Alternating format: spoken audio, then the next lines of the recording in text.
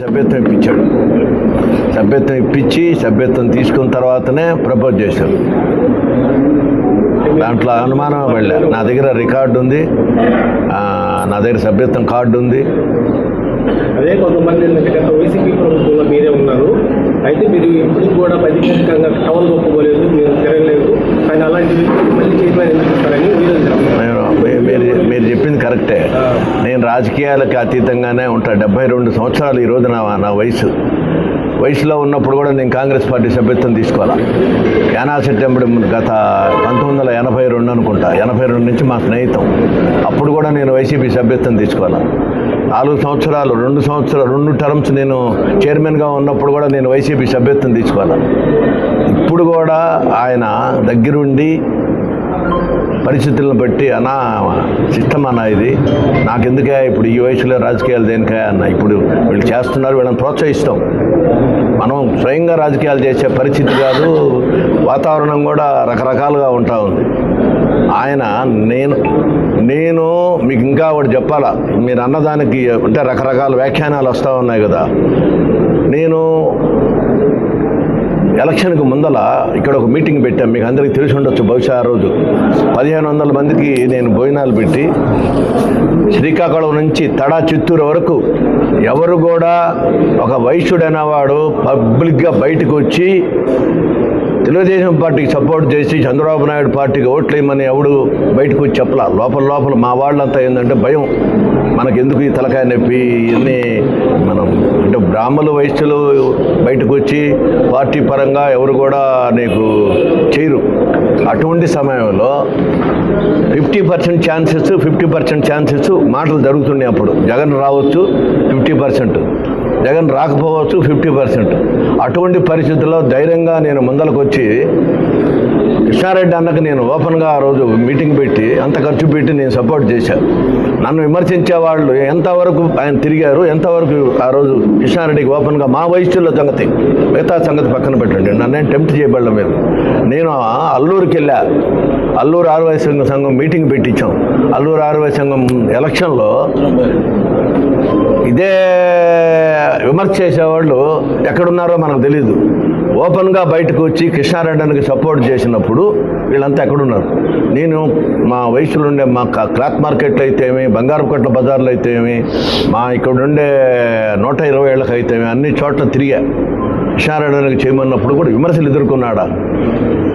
ఇదే మాట ఒక ఆయన, సభ్యత్వం తీసుకున్నావా, కండవా కప్పుకున్నావా? సభ్యత్వం తీసుకునేదానికి కండవా కప్పుకుంటేనే సరిపోయిందా? కాదు. మన క్యారెక్టరు, నా క్యారెక్టర్ ఏందనేది ఈరోజు ఆయన ఓపెన్గా మీటింగ్లో ఆయనే చెప్పాడు. 1982 అన్నపూర్ణ మార్కెట్ కట్టించా, నా పేరు ఎక్కడ వేసుకోవాలా. 96లో ఈ కాలనీ కట్టించాం, నా పేరు ఎక్కడ వేసుకోవాలా. శివాలయం కళ్యాణ మండపం అప్ టు డేట్ చేస్తూ వచ్చా. దాన్ని నిత్యంగా ఈరోజు మండపాలు చిన్న అయ్యి డల్ అయినా మా నిండుగా ఉండే. దీన్ని 4 కోట్లు అప్పు తెచ్చి కట్టించా. ఈ ప్రాపర్టీ సొసైటీది. మేము 3 ప్రెసిడెంట్, సెక్రటరీ, ట్రెజరర్ 3 ప్రాంతం నోటు రాసి ఈ యొక్క నిర్మాణం చేసాం. ఆ రోజు మేము 6 లక్షలకు ఇచ్చాం కాలనీ. ఫస్ట్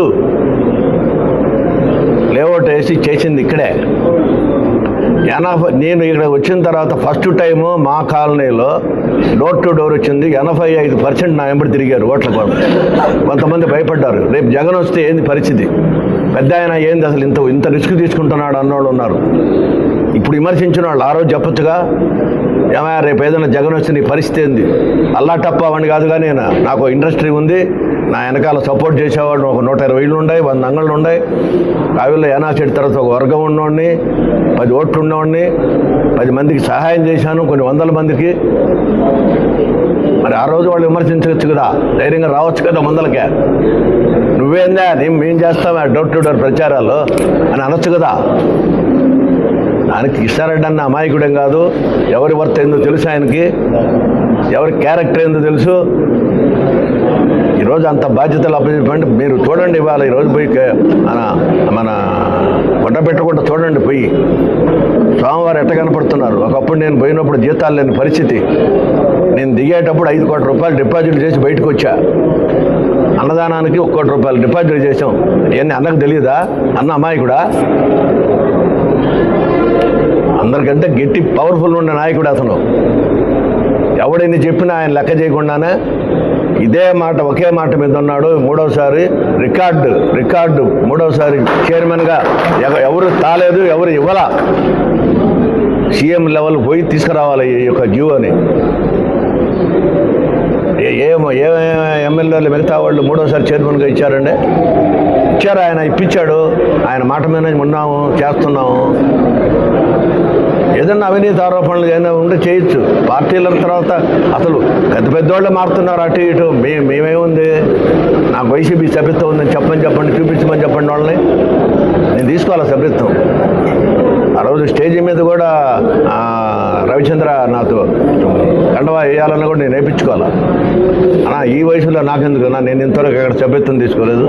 నేను చిన్నప్పుడు ఆర్ఎస్ఎస్కి పోయేవాడిని, కానీ నా నేపథ్యం ఆర్ఎస్ఎస్.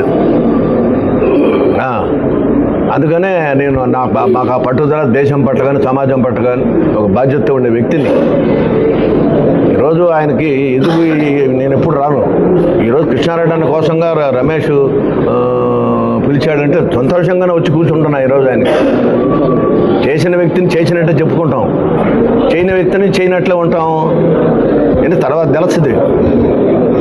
కాబట్టి మరొకసారి అందరికీ విన్నవించేదంటే మీ మీడియా వ్యక్తులందరూ కూడా ఏ రోజు కూడా నేను మీడియా మందులకు రాలా. ఈరోజు మనం సంతోషంగా వచ్చి చెప్తున్నాం. ఆయన పట్ల అంకిత భావంతో ఉన్నాం. ఆయన పట్ల చేస్తాం. ఇంకా ఏదైనా అవసరమైతే నిలబడతాం.